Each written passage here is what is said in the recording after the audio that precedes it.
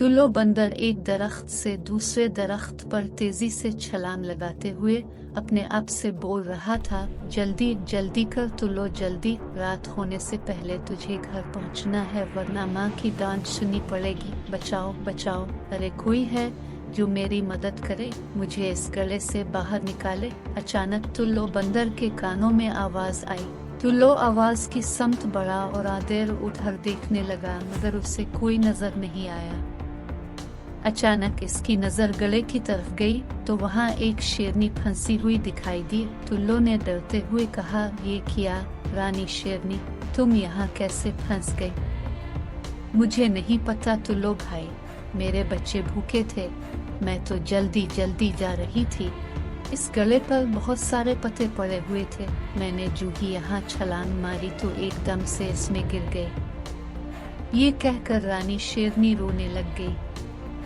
टुल्लू ने कहा, अच्छा, तुम रोना बंद करो, मैं तुम्हें बाहर निकालने का इंतजाम करता हूँ। टुल्लू कुछ ही देर में कहीं से रस्सी ढूंढ लाया और कहा, ये लो, इसे मजबूती से पकड़ो और बाहर आ जाओ। कुछ ही देर बाद शेरनी बाहर आ गई। जैसे ही शेरनी बाहर आई, टुल्लू बंदर डर के मारे दरख्त पर चढ़ गया कि कहीं शेरनी इसे ही ना खा जाए। रानी शेरनी ने कहा, अरे बंदर भैया, तुम मुझसे क्यों डर रहे हो?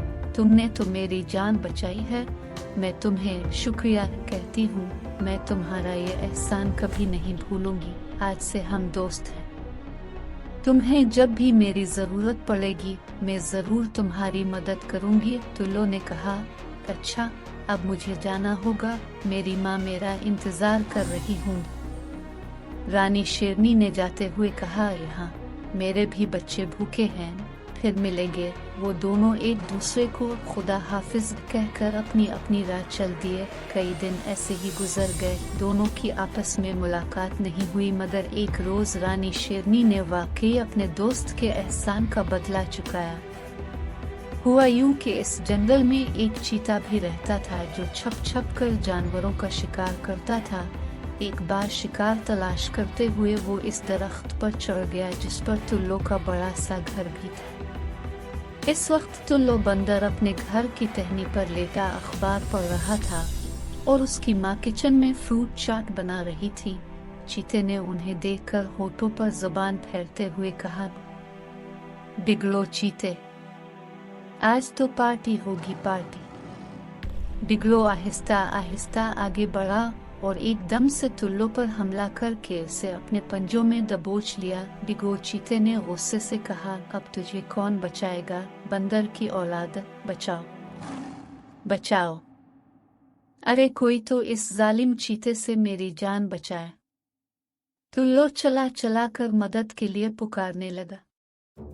अचानक खुद को छुड़ाने की कोशिश में उसकी टांग फिसल गई और वो सीधा नीचे जा गिरा। बिगो चीता भी फौरन छलांग मारकर नीचे आ गया और आहिस्ता आहिस्ता बंदर के पास आते हुए कहने लगा, अब तो तुम्हारी टांग भी टूट गई, भाग भी नहीं सकते तुम। लेकिन अचानक से बिगड़ो रुक गया और डरते हुए कहने लगा, रानी, तुम मेरे रास्ते से हट जाओ। रानी ने कहा, नहीं नहीं हटूंगी, तुम्हें नहीं पता तुमने किस पर हमला किया है, मेरे दोस्त पर हमला किया है।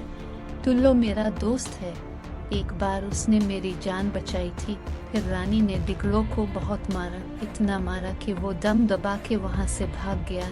टुल्लू बंदर ने रानी शेरनी का शुक्रिया अदा किया। रानी ने टुल्लू से कहा, अरे नहीं टुल्लू भाई, ये तो मेरा फर्ज था।